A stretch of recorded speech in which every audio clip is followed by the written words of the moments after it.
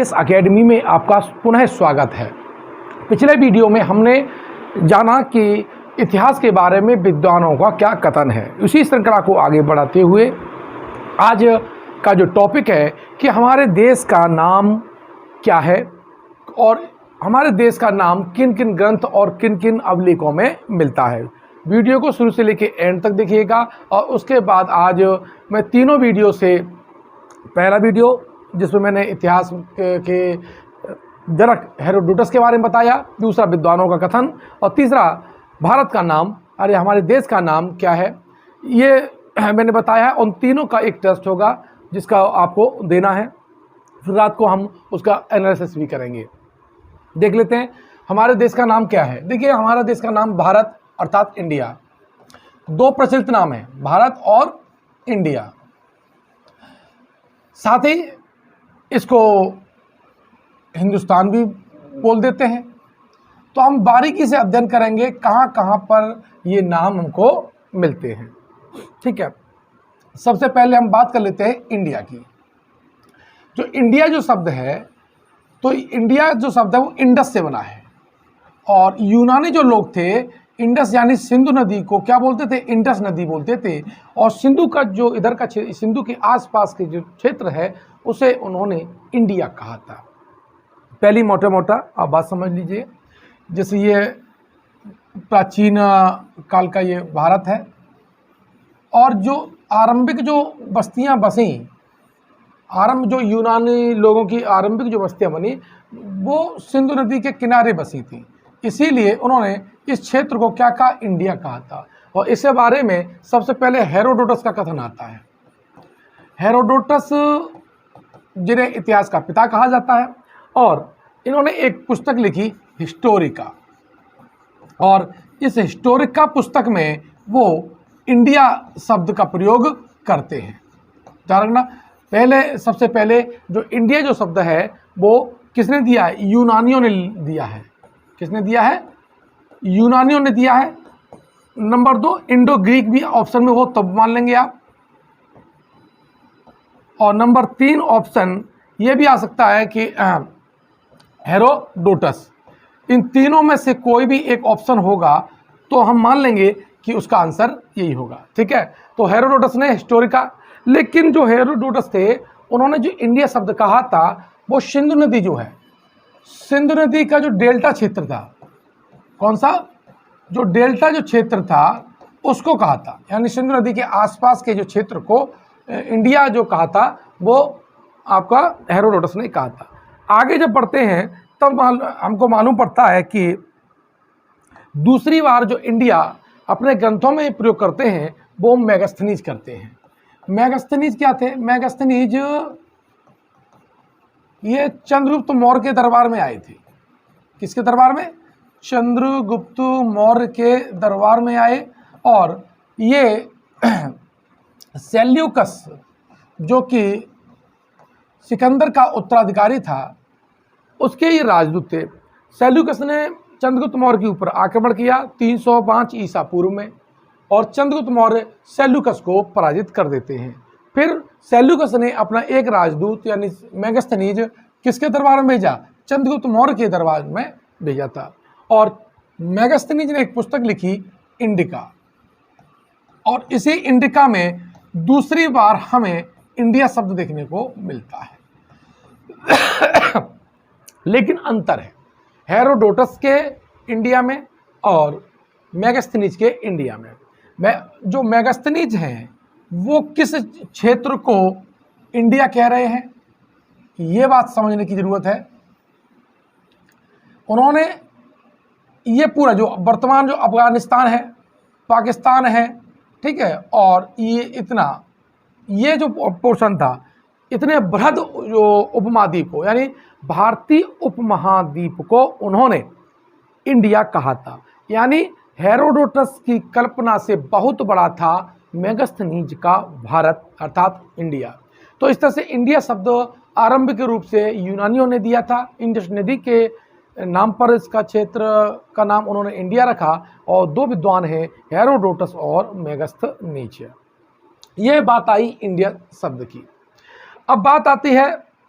कि हमारे देश का नाम भारत कैसे पड़ा है। तो भारत के लिए 3 कहानियाँ बहुत प्रचलित हैं। 3 जो इतिहासकार हैं, विभिन्न मत हैं, प्राचीन मत हैं, वो कहते हैं कि भारत का जो नाम है, तो एक है ऋग्वेद में, ऋग्वेद के 7वें मंडल में, किसमें? 7वें मंडल में भरत जन के कबीले, भरत जन का जो कबीला था, उनके राजा सुदास का उल्लेख है। और यही सुदास दासराग युद्ध करता है, दासराग युद्ध करता है। तो ये क्वेश्चन पूछ लेता है कि किस मंडल में दासराग युद्ध का उल्लेख है, तो इसका आंसर आ गया आपका 7वां मंडल है ऋग्वेद का। लेकिन इसमें भरत जन का कबीला है, ये नायक किसका है? ये भरत जन के कबीला का नायक है सुदास। तो वो कहते हैं कि जो भरत जन है, कबीला है, इसके नाम पर हमारे देश का नाम भारत पड़ा। पहला विचार ये है। दूसरा, जो जैन धर्म के प्रथम तीर्थंकर हैं और उनका नाम है ऋषभदेव, ऋषभदेव, और इनके पुत्र थे भरत। इन्हें जैन ग्रंथों में चक्रवर्ती सम्राट कहा गया है। क्या कहा गया है? चक्रवर्ती सम्राट कहा गया है। और जैन परंपरा ये कहती है कि हमारे देश का नाम भारत जैन तीर्थंकर ऋषभदेव के लड़के भरत के नाम पर पड़ा था, क्योंकि वो यहाँ के पहले चक्रवर्ती सम्राट थे। तीसरी जो हमें विचारधारा मिलती है, कहानी मिलती है कि शकुंतला तथा दुष्यंत के जो लड़के थे, उनका नाम भी भरत था, और यही इन्हीं के नाम पर चलकर हमारे देश का नाम भारत पड़ा था। ये जो मैंने आपको व्यवस्था बताई कि इंडिया किसने कहा और भारत किसने कहा, ये यहाँ से बात आपको मिल जाती है। लेकिन इसी के साथ हमें मिलता है भारत वर्ष, ठीक है, इस शब्द की बात हम कर लेते हैं। तो भारत वर्ष जो शब्द है, इसे आर्कियोलॉजी दृष्टि से इसका प्राचीनतम साक्ष्य पूछा जा सकता है, और साहित्यिक दृष्टि से भी इसका प्राचीनतम साक्ष्य पूछा जा सकता है। तो देखिए, भारतवर्ष के जो साक्ष्य हैं, तो पुरातात्विक साक्ष्य की बात करें, पुरातात्विक अवधारणा ये प्राचीनतम है। पुरातात्विक साक्ष्य कैसा? प्राचीनतम। तो इसका जो आंसर आता है वो आता है खारवेल का हाथी गुम्फा अभिलेख। खारवेल के हाथी गुम्फा अभिलेख में हमें भरतवर्ष, प्राकृत में हमें मिलता है भरतवर्ष, ठीक है, जिसे हम बाद में भारतवर्ष बोलते हैं, ये शब्द मिलता है। तो जो खारवेल थे, ये चेदी वंश के शासक थे, और इनका जो शासन था वो कलिंग में था, और इन्होंने उदयगिरी की पहाड़ियों पर हाथी गुम्फा अभिलेख खुदवाया, और उसमें ये भरतवर्ष नामक शब्द का उपयोग करते हैं, जो हमारे देश का नाम को इंगित करता है। तो आपसे क्वेश्चन पूछे कि पुरातात्विक दृष्टि से भारतवर्ष शब्द कहाँ मिलता है, प्राचीनतम कहाँ मिलता है, तो इसका आंसर हाथी गुम्फा अभिलेख हो जाएगा, जो कि चेदी नरेश खारवेल का है। लेकिन बात करें साहित्यिक साक्ष्य की, साहित्यिक जो साक्ष्य है, साहित्यिक साक्ष्य में प्राचीनतम जो साक्ष्य मिलता है वो है पाणिनि की पुस्तक अष्टाध्यायी। जो अष्टाध्यायी पुस्तक है, ये संस्कृत व्याकरण की मानक पुस्तक मानी जाती है। किसकी?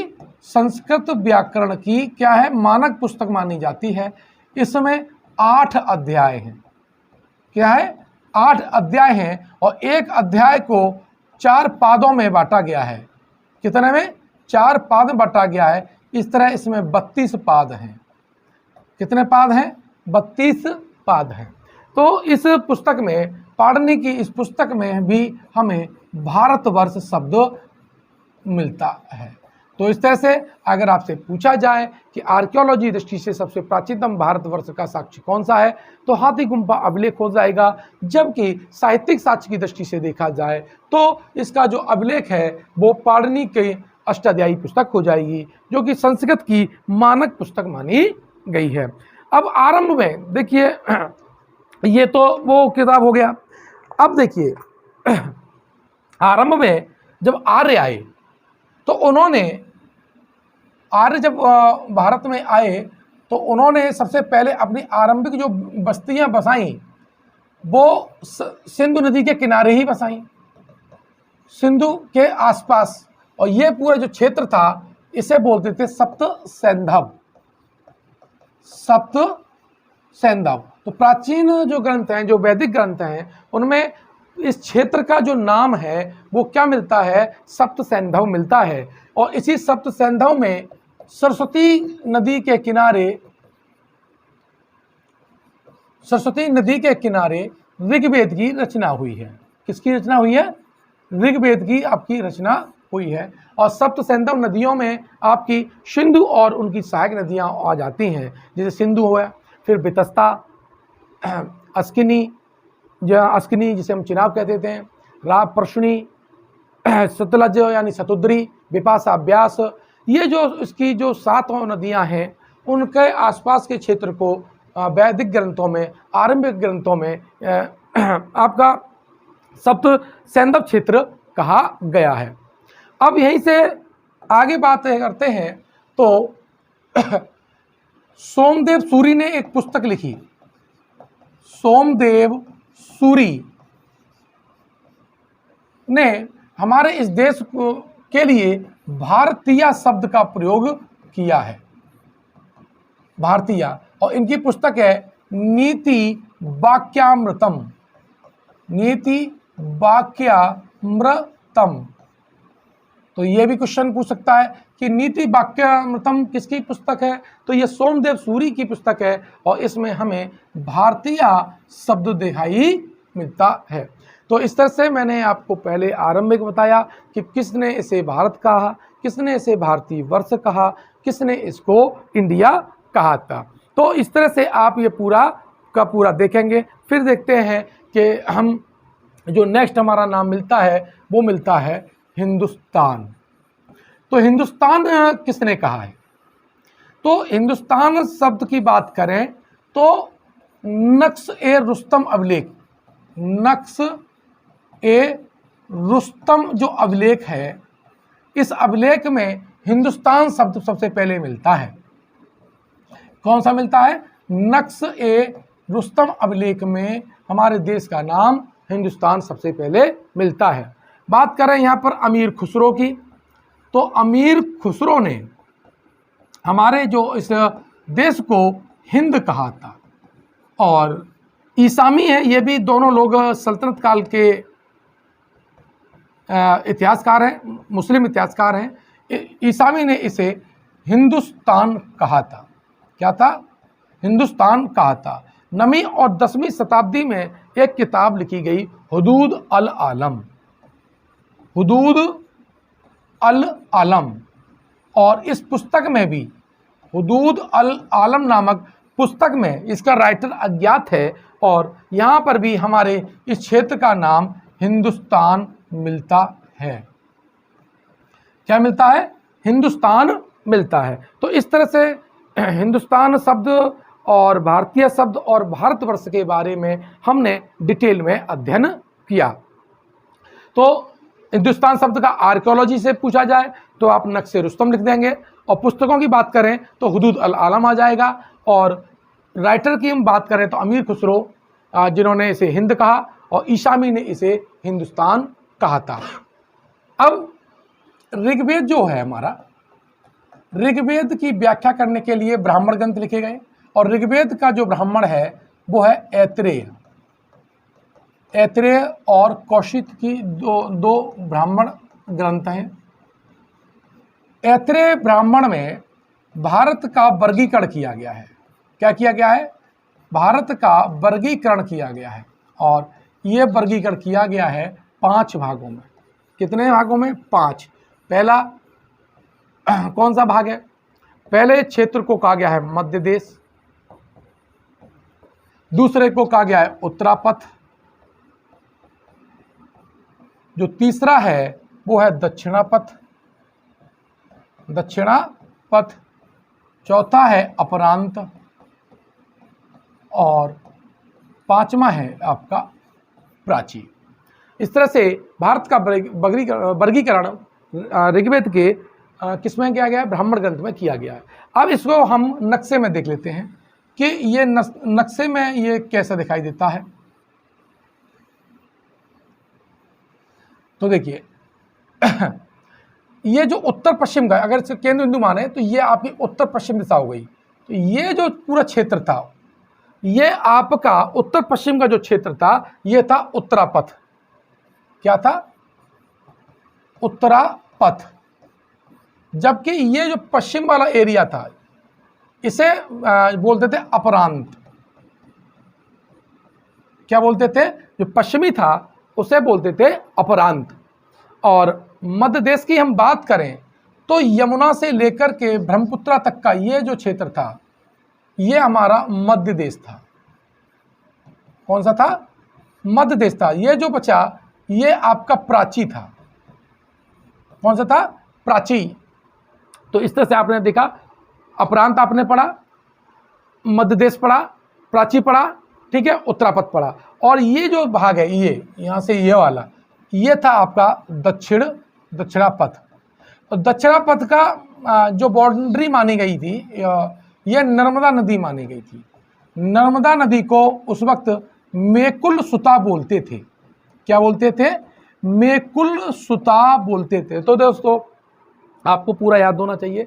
राजशेखर हैं, उन्होंने अपनी पुस्तक लिखी काव्य मीमांसा, और उस काव्य मीमांसा में उत्तरापथ और दक्षिणापथ की जो सीमा है वो नर्मदा नदी को वो मानते हैं। तो ये आपको क्लियर हो जाना चाहिए कि भारतीय उपमहाद्वीप में जो बाउंड्री लाइन है वो कौन सी मानी गई है प्राचीन में? तो वो नर्मदा नदी मानी गई है। अब बात आती है ऋग्वेद और जो वैदिक ग्रंथ हैं, जो आर्य आए और उन्होंने सप्त सैंधव से भारत की ओर, इधर पूर्व की ओर जब एंट्री की, तो दो ऋषियों का नाम आता है। तो प्राची और प्राची में जो आर्यीकरण किया था भारत का, यहाँ के अनार्यों को आर्य बनाने की जो परंपरा की थी, विजय जो आर्यों ने की थी, उनके जो नेता थे वो गौतम राहुगढ़ थे। गौतम राहुगढ़। तो यहाँ धारणा कि पूर्व में आर्यों का जो प्रचार है, सत्ता स्थापित की है, गौतम राहुगढ़ ने की है। और नर्मदा नदी के नीचे यानी दक्षिणापथ में जो आर्यों का प्रचार किया है वो आपका अगस्त्य मुनि ने आपका किया है। तो ये आपका क्वेश्चन होता है कि दक्षिण भारत का आर्यीकरण किसने किया? तो अगस्त्य मुनि है। और अगर पूर्वी भारत का आर्यीकरण किसने किया, तब उसका आपका आंसर हो जाता है गौतम राहुगढ़। तो ये पहली बार वर्गीकरण अपन को दिखाई देता है ये ऋग्वेद के ब्राह्मण ग्रंथ ऐत्री में। अब बात आती है बौद्ध ग्रंथों की। बौद्ध जो ग्रंथ हैं, इसमें जम्बू द्वीप कहा गया है। हमारे देश को क्या कहा गया है? जम्बू द्वीप कहा गया है। साथ ही अगर हम चीनियों की हम बात करें, चीनी ग्रंथों की हम बात करें, तो हमारे देश का नाम येनतू है। क्या है? येनतू। हमारे पास फाहियान आए, और फाहियान जो आए वो किसके दरबार में आए? ये चंद्रगुप्त मौर्य के दरबार में आए। चंद्रगुप्त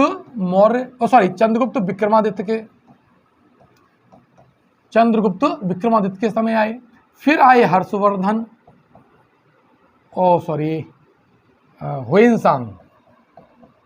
हुएनसांग, और ये आए हर्षवर्धन के समय। और ये जो चीनी जो लोग हैं, इत्सिंग हुए, फाहियान हुए, हर्षवर्धन हुए, ये भारत को क्या बोलते हैं? यिंतू बोलते हैं। क्या बोलते हैं? यिंतू बोलते हैं। तो इस तरह से मैंने आपको साक्ष्य बताया, यूनानियों ने हमारे देश को क्या कहा, और आर्यों ने क्या कहा, प्लस चीनियों ने क्या कहा, और जो मुस्लिम है इतिहासकार हैं, मुस्लिम लोग हैं, उन्होंने हमारे देश को क्या नाम दिया है। तो इस तरह से मैंने आपको अवधारणा बताई। अब आपका एक स्मृति ग्रंथ है मनुस्मृति। कौन सा है? मनुस्मृति है। और मनुस्मृति के जो लेखक हैं, इसे डॉक्टर अंबेडकर ने लिखा है कि मनुस्मृति के जो लेखक हैं वो सुमित भार्गव हैं। ठीक है, डॉक्टर अंबेडकर के रेफरेंस से मनुस्मृति के लेखक कौन हैं? सुमित भार्गव हैं। ठीक है, और इस मनुस्मृति और एक ग्रंथ है भागवत। कौन सा है? भागवत। इसमें हमारे जो देश को देव निर्मित कहा गया है। क्या कहा गया है? देव निर्मित कहा गया है।